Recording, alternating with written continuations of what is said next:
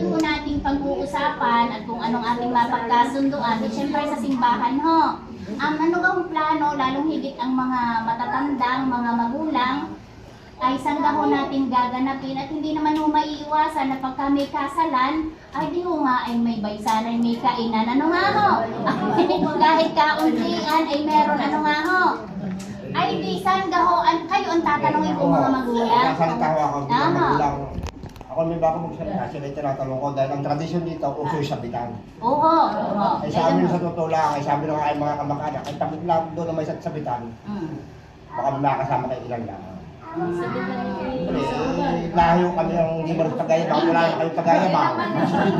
Kaya talagang wala ho eh, papakatutula ho. Hindi na yun. Ay, tatayan ko. Lalo may naman. Ano ho, ang aking amin ho sasabihin sa inyo. Oo. Hindi Tagayabang. naman ho kami naghahangad ng mga